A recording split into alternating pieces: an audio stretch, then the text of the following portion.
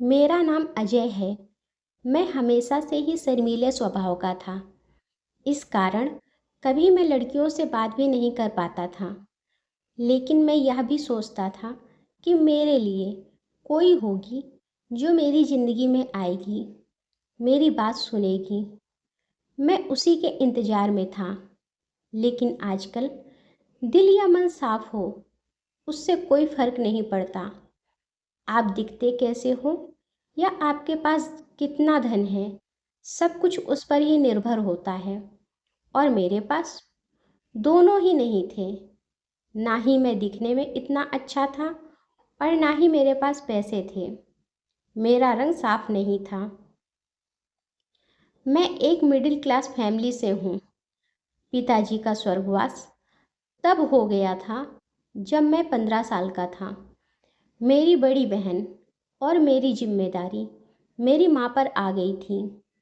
मेरी माँ ने जैसे तैसे मुझे इस काबिल तो बना दिया कि मैं अच्छे से अपना जीवन चला सकूं। कर्ज लेकर मैंने अपनी बहन की शादी भी करवा दी। इन्हीं सब जिम्मेदारियों के चलते मेरी उम्र निकलती गई। माँ को मेरी शादी की बहुत फिक्र रहती है। बहुत जगह रिश्ते देखे, लेकिन बात कुछ बनी नहीं। फिर एक दिन अचानक ही हमारे घर में एक रिश्ता आया। वो घर ही आ गए थे। हमारा घर और मुझे देखने के बाद उनकी तरफ से हाँ थी। लड़की की तस्वीर उन्होंने दिखाई। लड़की बेहद ही खूबसूरत थी। मुझे देखते ही पसंद आ गई थी। लेकिन फिर मेरे मन में निराशा आ गई, क्योंकि मुझे पता था कि इतनी सुंदर लड़की मुझसे शादी को हाँ क्यों करेगी। इससे पहले भी मेरे साथ यह कई बार हो चुका है। इसीलिए उनके जाने के बाद मैंने माँ से कहा कि हम वहाँ नहीं जाएंगे। माँ ने पूछा क्यों? मैंने कहा कि वहाँ जाकर समय खराब करने से क्या फ़ायदा होगा, क्योंकि लड़की वैसे भी मुझे देखते ही मना कर देगी। लेकिन माँ ने कहा कि कुछ भी हो, वो हमारे यहाँ आकर अपने घर आने का निमंत्रण देकर गए हैं, हमें जाना चाहिए। माँ के कहने पर मैं वहाँ जाने को तैयार तो हो गया, लेकिन मेरे मन में कोई उत्साह नहीं था। हम उनके यहाँ पहुँच गए। हमें देखकर वो खुश हुए। लड़की का नाम निशा था। मैं वहाँ जब बैठा था तब वो लाल साड़ी में चाय लेकर आई। बहुत सुंदर थी। लेकिन मुझे पता था कि मुझे खुश नहीं होना है। मेरी माँ ने थोड़ी देर बाद कहा कि कुछ बात करनी हो तो कर लो, लेकिन मैंने ही उस समय मना कर दिया, क्योंकि उसे देखकर मेरा आत्मविश्वास ही चला गया था। मैंने कहा नहीं, ठीक है, आप बड़े लोग जो सही समझें। हम अपने घर आ गए। मुझे पता था कि उनकी तरफ से कोई पूछ परख नहीं होने वाली है, और मैंने उसका ख्याल भी अपने मन से निकाल दिया। लेकिन फिर कुछ ऐसा हुआ जिसकी मुझे उम्मीद नहीं थी। अगले दिन ऑफिस के बाद जब मैं घर आया तो माँ ने कहा कि उनका फ़ोन आया था, अपना जवाब पूछ रहे थे। मुझे विश्वास नहीं हुआ। मैंने पूछा कि उनकी तरफ से हाँ है। माँ बोली कि वो तैयार है।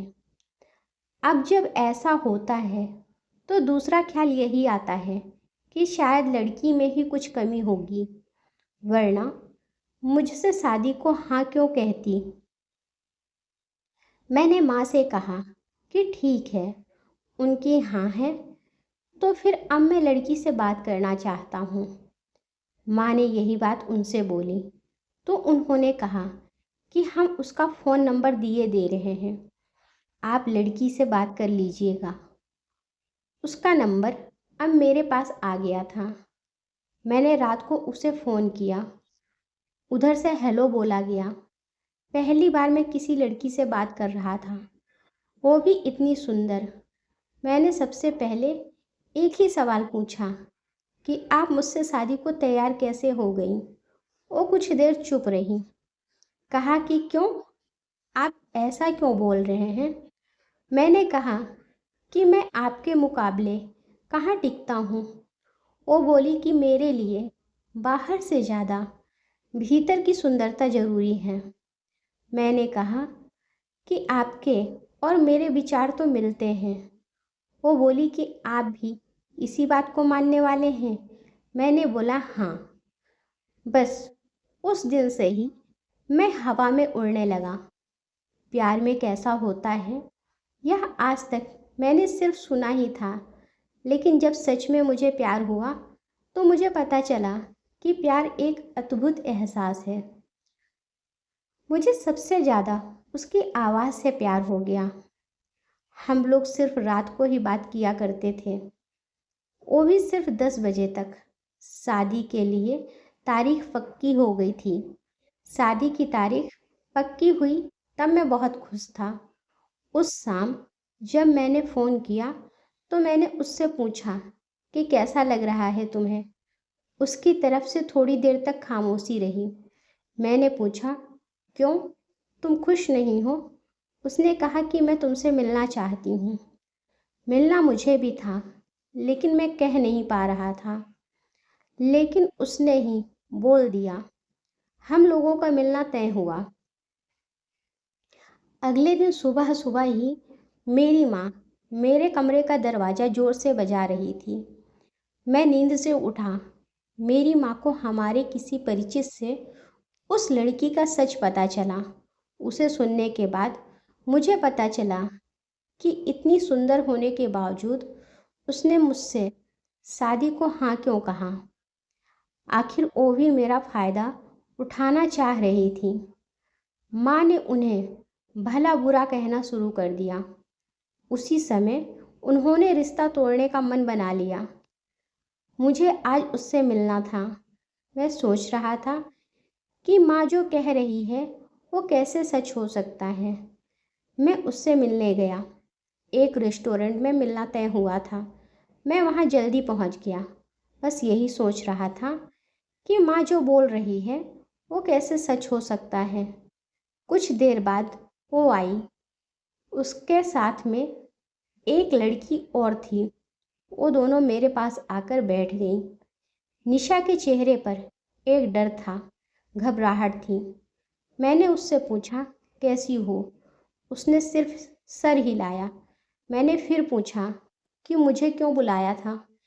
मेरे इस सवाल के बाद जो जवाब आया उससे माँ को जो पता चला था वो सच ही निकला।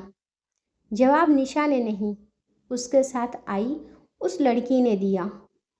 और आवाज़ वही थी जिससे मुझे प्यार हो गया था। लड़की निशा की चचेरी बहन थी। वो बोली कि हमने आपसे एक बात छिपाई है। निशा बोल नहीं सकती। निशा की जगह मैं आपसे बात करती थी। निशा मेरे साथ बैठी रहती थी, लेकिन निशा चाहती थी कि शादी के पहले आपको सच्चाई पता चल जाए जो उसके घर वालों ने छिपाई है। यह आपको धोखे में नहीं रखना चाहती थी। अब आपका जो भी फैसला हो वो निशा को मंजूर है। सभी ने अपनी बात बता दी। माँ ने कह दिया कि शादी नहीं करेंगे। निशा ने मुझे सच्चाई बता दी और मुझे डाल दिया दुविधा में। मैं उसे अब धोखेबाज भी नहीं कह सकता था। वो सच बताने के लिए ही आई थी। उसकी आंखें मुझसे बहुत कुछ कह रही थी। मैं उसे मना कैसे कर सकता था। मैंने उसका हाथ पकड़ा और कहा कि क्या तुम भी मानती हो कि बाहर से ज़्यादा भीतर की सुंदरता ज़रूरी है। उसने हाँ में सर हिलाया। मेरी माँ को मनाना थोड़ा मुश्किल था, लेकिन मैं जानता था कि वो मान जाएंगी। उनके घर वालों ने सच छिपाने के लिए माफ़ी मांगी। निशा और मेरी शादी हो गई। बिना बोले भी वो बहुत कुछ बोलती है। प्यार में शब्द कहाँ ज़रूरी होते हैं, यह तो एहसास होता है। अगर आपका प्यार सच्चा है तो फिर आपको आपके जीवन साथी को कमियों के साथ स्वीकारने में भी कभी कोई दिक्कत नहीं होगी और ना ही कभी शर्मिंदगी महसूस होगी। अगर कहानी अच्छी लगी हो तो लाइक करें और मेरे चैनल को सब्सक्राइब करें। धन्यवाद।